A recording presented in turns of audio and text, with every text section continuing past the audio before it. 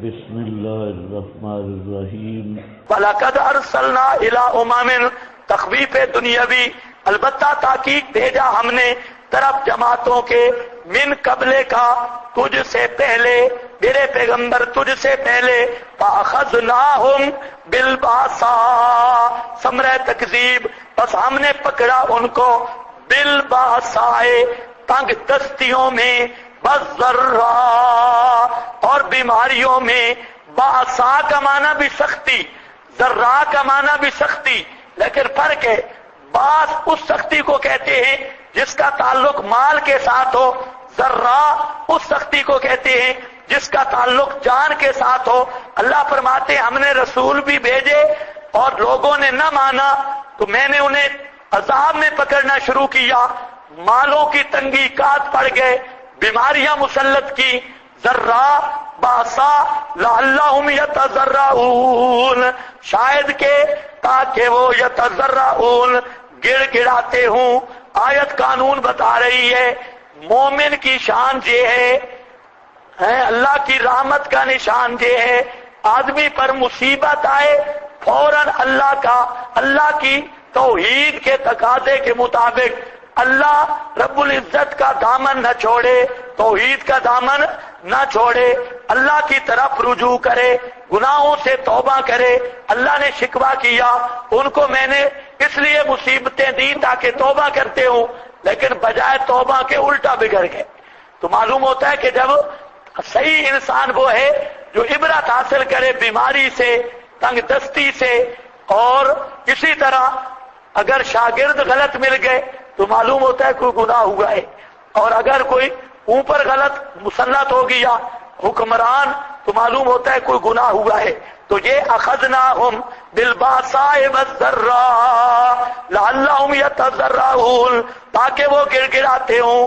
فلولا اذ جاءہم باسنا پس کیوں نہیں زاریاں کی انہوں نے، فلولا کیوں نہیں زاریاں کی انہوں نے جب آئے ان کے پاس باسنا ہماری پکڑ، تضرعوا زاریاں کرتے، ولیکن کست قلوبہم لیکن سخت ہو گئے دل ان کے، بزین لہم اور مزین کر دکھایا واسطے ان کے، الشیطانو شیطان نے، ما کانوا یعملون وہ جو تھے عمل کرتے، اعمال مشرکانہ، شیطان نے انہیں پٹی پڑھائی، بابے کے نام کی گیاری دتیا پترا، ہوتا کچھ نہیں، بابے کے نام کی دیگیں چڑھائیا، کوئی نہیں ماشاءاللہ بڑا اچھا ہے، تو یہ زیانہ کرتے کفر تھے سمجھتے عشق تھے، کرتے شرک تھے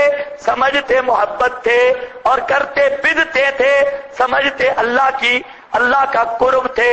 زین لہم الشیطان ما کانوا یعملون فلما نسوا اور جب بھول گئے، ما ذکروا بھی مسئلہ توحید والا، کیا سمجھے ہو؟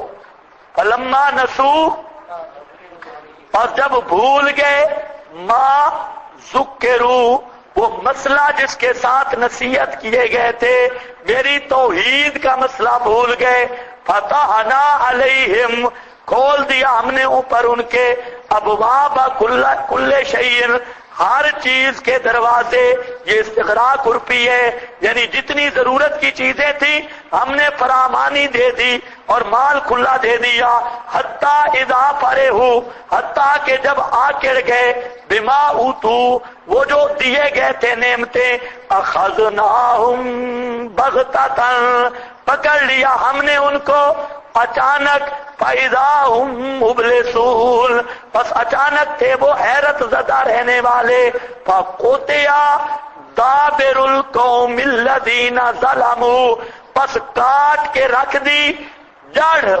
دابر جڑ تک، القوم اس قوم کی، الذین ظلموا جنہوں نے ظلم کیا تھا، یعنی مشرکوں کی جڑ کٹ کے رکھ دی۔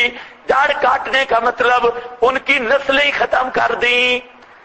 دابر کس کو کہتے ہیں؟ وہ جو درخت کو اکھیڑا جاتا ہے نا، لازمی درخت نیچے جو جڑ رہ جاتی ہے اس کو کہتے ہیں دابر۔ عربی دادر کس کو کہتے ہیں؟ درخت جو نکالتے ہیں نا درخت بزرگوں، تو اوپر جڑیں رہتی ہیں یا نیچے؟ بہت نیچے جڑ رہ جاتی ہے، وہ جڑ پھر پھوٹ کے آ جاتی ہے اوپر، پھر نیا درخت۔ اللہ فرماتے ہیں ہم نے ان کی جڑ بھی کاٹ دی، کیا مطلب؟ ان کی نسلیں بھی ختم کر دی، اور ان کی دوبارہ پھوٹا بھی وہ نہ ہو سکا۔ فَقُطِعَ دَابِرُ الْقَوْمِ الَّذِينَ ظَلَمُوا۔ اب دیکھو مطلب کیا ہے؟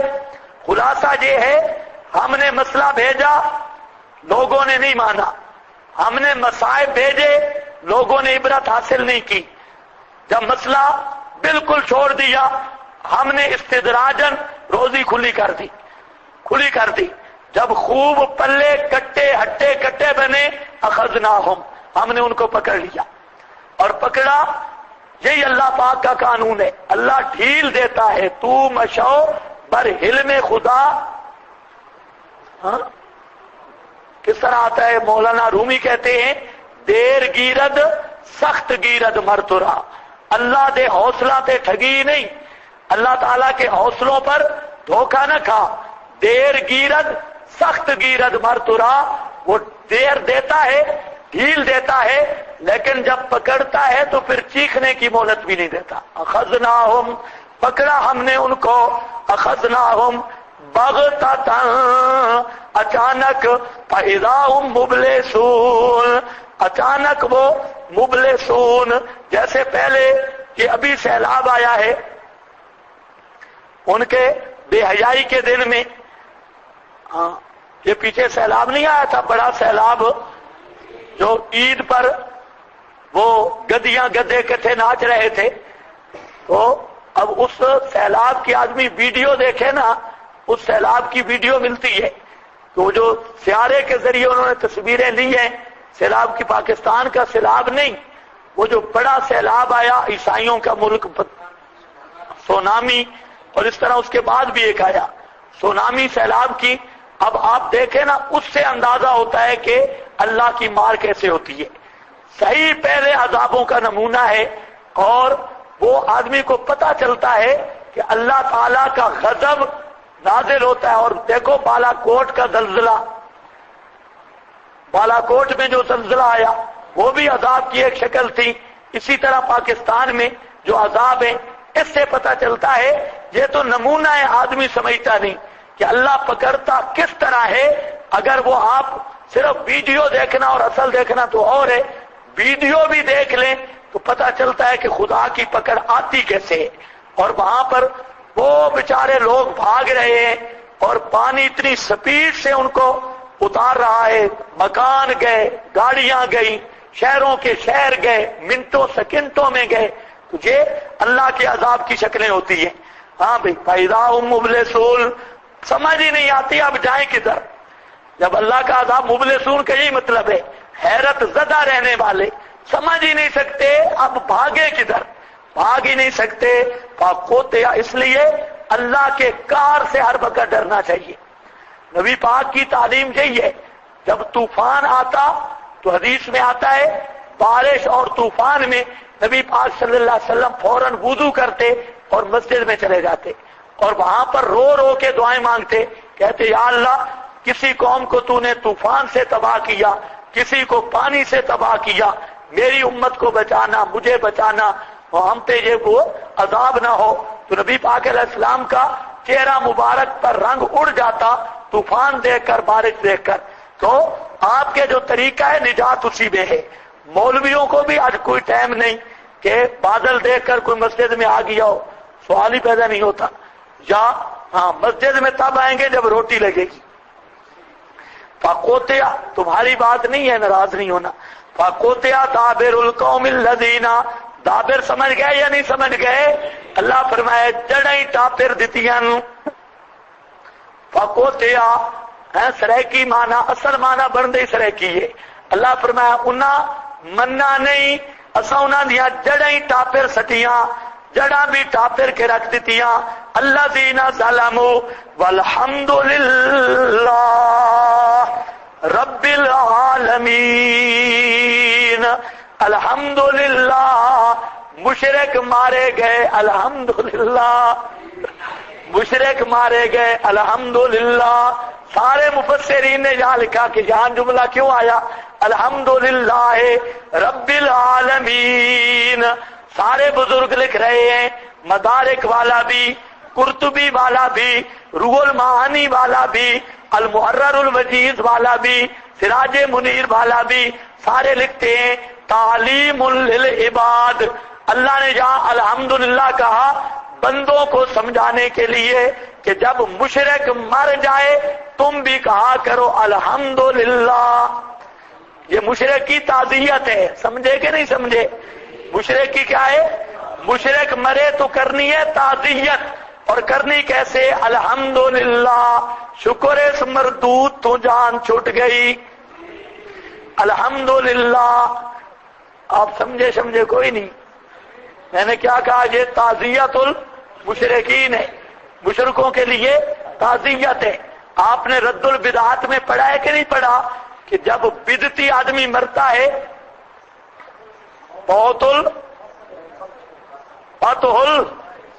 بدعتی کی موت اسلام کی فتح ہوتی ہے. بدعتی پہ موت ہے، اسلام کو فتح ملتی ہے. اس لیے جو مشرک مر جائے کہو الحمدللہ. جو مشرک ریل کے نیچے آ جائے کہو الحمدللہ رب العالمین. جس مشرک کو کوئی درندہ کھا جائے کہو الحمدللہ. تو مشرک کے مرنے پر تعزیت کیا ہے؟ الحمدللہ رب العالمین. فَقُطِعَ دَابِرُ الْقَوْمِ الَّذِينَ ظَلَمُوا. اللہ فرماتے ہیں مشرکوں کی جڑ کاٹ کے رکھ دی الحمدللہ. کرو گے ایسی تعزیت کے نہیں؟ یا صوفی بنو گے؟ اور صوفی بنو گے؟ نہیں. انا للہ و انا الیہ راجعون. یہ مباحث کے لیے ہے. اور مشرک مرے تو کیا کہنا چاہیے؟ ایک آدمی مجھ سے پوچھتا ہے کہ مشرک کی تعزیت کر سکتے ہیں؟ میں نے کہا کر سکتا ہے. کہتے ہیں کیا کہوں؟ میں نے کہا وہاں پر جا کے کہ اللہ رگڑیس، اللہ بخشیس نہیں، اللہ رگڑیس، اللہ رگڑیس. کہتے ہیں وہ ناراض ہو جائیں گے. میں نے کہا بغیرتا پھر جاتا کیوں ہے؟ ان کو راضی کرنے کے لیے. مشرک کے لیے یہ کہے گا اللہ بخشیس، اللہ اس کو بخش دے. قرآن کہتا ہے ما کان للنبی والذین آمنوا ان یستغفروا. اللہ فرماتے ہیں یہ بات نہ نبی کو مناسب ہے، نبی کو ڈھک دی نہیں، یہ نبی کی شان بھی نہیں اور مومن کی شان بھی نہیں. ان یستغفروا یہ ان مصدریہ ہے، اور مطلب یہ ہے کہ مشرک کے لیے اتنا جملہ کہے کہ اللہ بخشیس، اللہ بخش دے. نہ یہ مومن کو ایمان اجازت دیتا ہے اور نہ نبی کو نبوت کی یہ شان اجازت دیتی ہے. کسی مشرک کے بارے میں کہہ دے کہ اللہ اس کو. سن رہے ہو کہ نہیں سن رہے؟ ہاں مسئلہ یاد رکھو. یا اللہ ابا مر گئی ہے پھر بلو کانو اولی. اللہ فرمان دے پیو سکا مار گئی ہے تاں بھی بخشے دی دعا نہیں کر سکتا. ہاں پٹھان تو ماشاءاللہ اس معاملہ میں پکے ہیں، پنجابی ڈنڈی مارتے ہیں. ہاں پشتو والے کچے نہیں، پنجابی ڈنڈی مارتے ہیں. اور پتہ چلتا ہے اس وقت حضرت شیخ القرآن رحمہ اللہ کی ایک ساس تھی، اس کو مسئلہ سمجھ نہیں آیا، تو جب مر گئی تو حضرت شیخ القرآن آئے، جنازے کے ساتھ آئے. وہاں پر جہاں جنازہ پڑھنا تھا وہاں پر کہتے ہیں جہاں جنازہ پڑھو، اور وہاں کھڑا کیا ان کو اور آپ پیچھے ہٹے جھنڈی کے نیچے. لوگوں نے کہا یہ کیا؟ کہتے ہیں میں جنازہ نہیں پڑھتا، اس کا عقیدہ ٹھیک نہیں. تو انہوں نے پوچھا پھر ساتھ کیوں آیا ہے؟ تو کہتے ساتھ یہ مسئلہ سمجھانے آیا ہوں کہ سکی ماں بھی مر جائے نا وہ مشرکہ تو اس کا جنازہ پڑھنے کی اجازت نہیں. یہی مسئلہ سمجھانے آیا ہوں. لیکن یہاں تو خیر سل ہے جی، چلے بنو ہے برادری. یہ برادری نہیں بے غیرتی ہے برادری. یہ مواحد آدمی مشرک کا جنازہ پڑھے یہ برادری نہیں، یہ بہت بڑی تجوسیت اور بہت بڑی بے غیرتی اور ایمانی بے غیرتی ہے. غیرت کی رتی نہیں اس آدمی میں. ہاں بھائی پکوتے ہاں مولوی زیادہ جاتے ہیں چندہ ملے گا. दाबिर उल कौम, मुशरिक के पीछे भी नहीं पढ़ना, मुशरिक का भी जनाजा और मुशरिक की ताज़ियत की अगर दुआ कर सकते हो, हाँ जाओ ये दुआ करो, अल्हम्दुलिल्लाह रब्बिल आलमीन। मर गया ने बरका अल्हम्दुलिल्लाह, हाँ कहा करो बल्कि और मर गए, अल्लाह रगड़े से अल्लाह और जहन्नम में ठुके, अल्हम्दुलिल्लाह रब्बिल आलमीन। दुआ तो हुई ना, असल दुआ है भाई बता पुछता हूं गई, अल्हम्दुलिल्लाह रब्बिल आलमीन। आप जितने बैठे हैं ना, कभी आप सही खैरत करें ना और ये कुरान का मसला पहुंचाएं तो आपके मौलवी भी सीधे हो जाएंगे। अब ये मौलवी भी मसला बयान करना छोड़ गए, लोग नाराज होंगे जी मुशरिक के जनाजे एक जगह पे मैंने मसला बयान किया जी, तो अब मसले में तो हमसे भाई बात सीधी है, नरमी नहीं होती, हर चीज में नरमी अख्तियार कर लेंगे, मसले में नरमी नहीं हो सकती। और जो मसले में नरमी अख्तियार करता है वो मुसलमान भी नहीं, बहुत बड़ा लानती है, कितमान करता है। मैंने बयान किया, मौलवी अपना इशाअत तौहीद का मौलवी था, मुझे हाथ जोड़ के कहता है खुदा के लिए ये मसला कैसे शुरू किया है, ये क्यों शुरू किया है? तो मैंने कहा बेगैरत आप इशाती हैं, इशाती कहलाने पर शर्म नहीं आती? इशाती वो नहीं जो इशाअत तौहीद की तंजीम की तरह मंसूब हो, जो मसला किताब और सुन्नत का बयान करेगा तो इशाती होगा, अगर इशाती कहलवा के भी कुरान और सुन्नत को छुपाएगा वो लानती है, वो इशाती नहीं।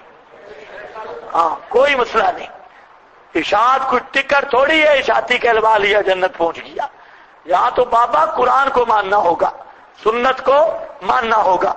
हाँ फकुतिया दाबिरुल कौम अल्लज़ीना ज़लमू वल्हम्दुलिल्लाह रब्बिल आलमीन। अल्हम्दुलिल्लाह हमारे हजरत एक और माना भी करते हैं, मौलाना हुसैन अली साहब, अल्लाह फरमाते हैं, पहले समझो लिखना पहले ना शुरू करो, ऊपर मसला क्या बयान हुआ। अल्लाह फरमाते हैं मुसीबत में, सख्त मुसीबत में किसको पुकारते हो? अपने माबूदों को तन सोना भूल जाते हो, मा तुशरिकून। तो जब बड़ी मुसीबतों में तुम भी समझते हो कि पुकार सुनने वाला अल्लाह, तो फिर मानो ना अल्हम्दुलिल्लाह के कारसाज कौन है?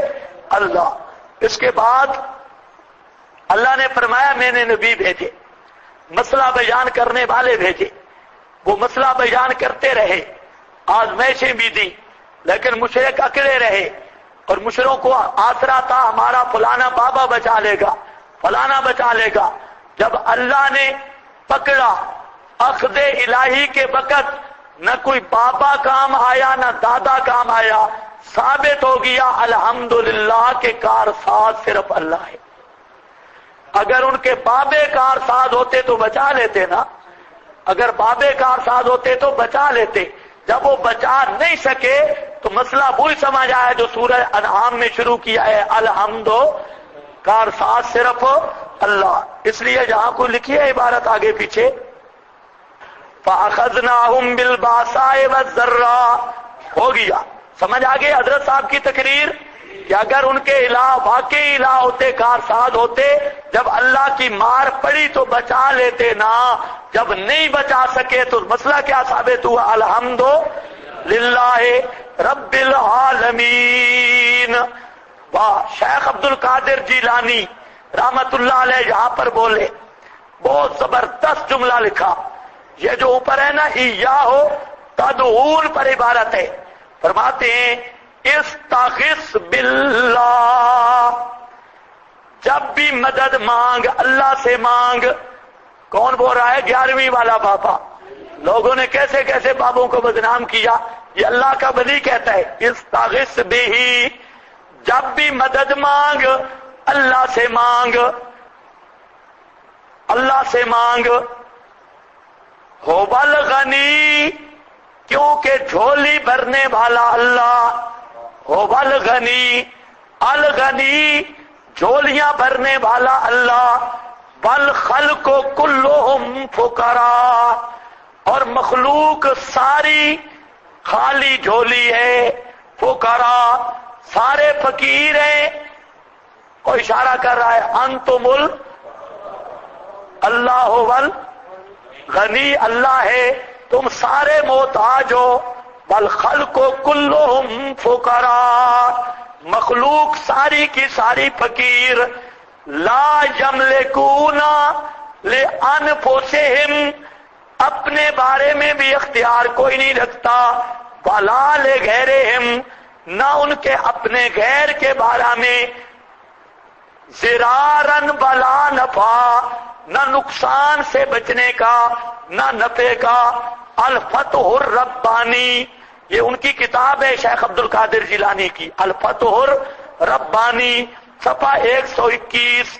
اب دیکھو اللہ کے ولیوں کی کیا تعلیم ہے، کہتا ہے استغث بہی، اللہ ہی کو پکار اپنی مصیبتوں میں، کیوں؟ ہوول غنی، ہوول غنی، وہی غنی ہے جھولیاں بھرنے والا، والخلق کلہم، ساری مخلوق، نبی ولی امام زادے سارے کے سارے فقراء، وہ محتاج ہیں، لا یملکون لانفسہم، نہیں اختیار رکھتے اپنی جان کے بھی نفع نقصان کا، ولا لغیرہم، نہ غیروں کے نفع نقصان کا۔ ہے توحیدی کے نہیں؟ بہت زبردست توحیدی ہے۔ اب اس کو لوگوں نے پوجنا شروع کر دیا بیچارے کو، حالانکہ یہ اللہ کی توحید بیان کرتا رہا شیخ عبد القادر جیلانی۔ یہ بھلا آپ سوچ لیں، بزرگ ہو کیسے سکتا ہے جو قرآن کو نہ مانے؟ مجھے بڑا تعجب آتا ہے، ہم جب قرآن پیش کرتے ہیں نا، آگے جاہل کہتے ہیں اچھا یہ تو قرآن ہے نا تو بزرگ، میں کہتا ہوں قرآن کے مقابل جو ہم اسے تو مسلمان نہیں مانتے تو بزرگ منواتا ہے، اور جو قرآن نہیں مانتا ہم تو اسے مسلمان نہیں مانتے، تو نے بزرگ سمجھا ہوگا ہے۔ اور اگر کوئی صحیح بزرگ تھا، اس کی کوئی بات قرآن کے خلاف آ گئی تو یا تو ہم اس کو قرآن کے موافق کریں گے، کوشش نہیں ہو سکتی، عبارت جانے خدا جانے، ہم تو قرآن کو نہیں چھوڑ سکتے۔ سمجھ گئے یا نہیں سمجھ گئے؟ کوئی اصول بھی ہوتا ہے۔ ہاں نیک آدمی تھا، ہم اس کے خلاف زبان درازی نہیں کریں گے، جیسے عثمانی ہیں، شیاطین بڑے بڑے حضرت امام احمد پر اور علماء دیوبند پر کفر کے فتوے لگاتے ہیں، جاہلوں کی قوم، تو ہم نہیں، جن علماء نے ساری زندگی دین کی خدمت کی، اگر ان کی کتابوں میں کوئی ایک آدھ عبارت ایسی کچی مل جائے یا قرآن سے ٹکرا جائے تو پہلے تو ایسا مطلب لو جو قرآن کے موافق ہو، اگر نہیں ہو سکتا اس کا معاملہ خدا پر چھوڑو۔ بزرگ جس کی زندگی توحید سنت پہ گزری اس کے بدگمانی نہیں کرنی، اکابر کا احترام کرنا ہے بزرگوں کا، لیکن ہدایت کا مرکز قرآن ہے، وہ کتابڑیاں نہیں ہیں، نہیں تو بالکل ایمان ہی چٹ ہو جائے گا۔ سمجھ گئے یا نہیں سمجھے؟ اب بریلویوں کے پاس اتنی کتابیں آپ کے پاس نہیں، وہ پیش کرتے ہیں قصیدہ غوثیہ، اس میں شیخ جیلانی نے لکھا ہے جی مریدی لا تخف، میرا مرید ڈرے نہیں، جہاں ضرورت پڑے مجھے پکارو میں پہنچوں گا۔ اچھا آپ ایمان سے بتائیں، ایک مسئلہ سوچیں کہ بریلویوں کے بھی اکابر ہیں یا نہیں ہیں؟ بلکہ آپ تو ایسے اکابر کرتے ہیں، بریلوی کہتے ہیں باؤ سلطان بھی ہمارا تھا، عبد القادر جیلانی بھی ہمارا تھا، اور بریلویوں نے ان کے ذمہ کتابیں جھوٹی لگائی ہے۔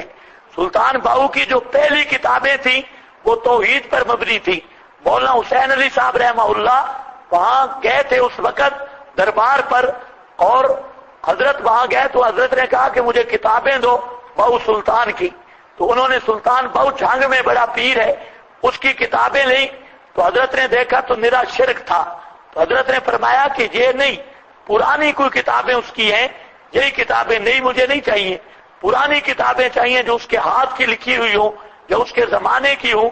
تو اس وقت کے مریدوں نے اس کی پرانی کتابیں اٹھا لائیں، تو مولانا حسین علی صاحب رحمہ اللہ بیان کرتے کہ پہلی کتابوں اور دوسری میں زمین آسمان کا فرق تھا، بعد والی شرک سے بھری ہوئی، پہلی ساری توحید سے پر تھی، اور وہ پھر بیان کرتے۔ اب آپ اندازہ کریں وہ تو پچھلی کتابوں میں کھڑے ہیں، اب بریلوی شرک کرتا ہوا قیامت کے دن اللہ کے دربار میں جو عذر پیش کرے، اللہ میرے بزرگ اور اکابر سیال والا، گولڑے والا اور ملتان والا، پنڈی والا، فلانا فلانا بزرگ یہ اکابر تھے، میں نے مسئلہ نہیں سمجھا، اکابر پر اعتماد کر کے اندھی تقلید کی ہے، اس لیے میں شرک میں مبتلا رہا، تیرے قرآن کو نہیں مانا۔ ایمان سے بتاؤ یہ عذر وہاں کام آ جائے گا؟ جو مولوی ہو وہ بولو، یہ عذر کام آئے گا؟ اچھا شیعہ اٹھ کے کہے کہ یا اللہ میں تو 12 امام بزرگوں میرے بھی اکابر تھے، بڑے بڑے ذاکر اور ذکروں کی بات مانی، اور بڑے بڑے مذاکیر اور مجتہدوں کی بات مانی، یہ بڑے بڑے ذاکر تھے، اور امام خمینی تھا، خمینی اکابر تھا، ملا باقر مجلسی اکابر تھا، یعقوب کلینی اکابر تھا، اور یہ بڑے بڑے حرام زادے اکابر یہ تھے میرے۔ اللہ میں ان کے پیچھے لگا، امام ہم معصوم تھے، فلاں تھا، انہوں نے ہمیں کہا تھا قرآن مادی کے پاس ہے پھر وہ لائے گا، تو ہم تو ان پر اعتماد کیا، تحقیق نہیں کی۔ کیا قیامت کے دن اگر شیعہ اللہ کی عدالت میں یہ استغاثہ کرے تو اس کا عذر قبول ہوگا؟ سچ مجھ سوچو۔ اچھا ہندو استغاثہ کر دے، یا اللہ میں بڑے بڑے بابڑوں کی بات مانتا تھا، ہمارے مذہبی ہٹے کٹے رہنما ان پر میرا اعتماد تھا، میں نے کہا ہمارے اکابر جو ہیں آخر ہندوؤں کے اکابر ان کی بات میں نے مان لی، تو آج اگر میں پکڑا گیا ہندو رہا، میرا قصور تو کوئی نہیں، میں نے تو اکابر پر اعتماد کیا تھا، تو کیا خیال ہے وہ بچ جائیں گے؟ عیسائی کہہ دے یا اللہ ہمیں تو حضرت عیسیٰ بی بی مریم کی تعلیمات اور ان کے ملفوظات ملے تھے، کتابیں بزرگوں نے لکھا تھا، حضرت عیسیٰ نے کہا مجھے پکارو، تو میں نے تو بزرگوں پر اعتماد کر کے حضرت عیسیٰ بی بی مریم کو پکارتا رہا، عیسائی رہا، کفارے کا، تثلیث کا، ابنیت کا عقیدہ اختیار کیا، لیکن میرا قصور کوئی نہیں، میرے مذہب کے اکابر جو کہتے تھے، اور میں نے کہا چلو اکابر جو کہتے ہیں تو میں ان کی بات مان لیتا ہوں، چلو انصاف سے بتاؤ یہ عیسائی بچ جائے گا؟ اونچا بولو۔ اگر عیسائی کو اکابر کا بہانہ کام نہیں آتا، بریلوی کو کام نہیں آتا، شیعہ کو کام نہیں آتا، ہندو کو کام نہیں آتا، تو آج جو چبل کہتے ہیں کہ قرآن تو ہے لیکن ہم اکابر کو نہیں چھوڑ سکتے، یہ اگر بہانہ کریں گے تو یہ بچ جائیں گے نا قیامت کے دن؟ میں حیران ہوتا ہوں، دماغ پھٹتا ہے ان کی گفتگو سن کے کہ قرآن تو آ گیا نا جی، لیکن اکابر کیا کہتے ہیں؟ اور آج کل قرآن کہیں بیان کرو ساتھ پوچھتے ہیں اچھا یہ تو قرآن ہے نا، دیوبند والوں کا اس کے بارے میں کیا مسلک ہے؟ اس کو کہو بے ایمانہ، اس کا مطلب ہے دیوبند والے قرآن کے منکر تھے۔ سمجھ آئیے بات؟ اچھا جو میں ایتیں بیان کر رہا ہوں یا جو چیزیں، کوئی ایک آیت کا معنی آپ علماء دیوبند کے خلاف ثابت کر دیں۔ جب قرآن کا معنی یہی ہے تو پھر مسلمان کے لیے تو ماننا ضروری ہے یا سوچنا چاہیے، یا ابے سے دادے سے مشورہ کرنا چاہیے کہ قرآن کو مان لوں؟ کوئی شک میں آپ بھی پڑ گئے ہیں میرا خیال ہے۔ الحمدللہ نیچے کیا لکھا ہے؟ بے دینوں کے تباہ کرنے والیاں اور مومنوں کو نجات دینے والیاں ساریاں تعریفاں اللہ کے لیے۔ الحمدللہ کا معنی ہے مشرکوں کو تباہ کرنے والیاں اور مومنوں کو نجات دینے والیاں ساریاں تعریفاں کس کے لیے؟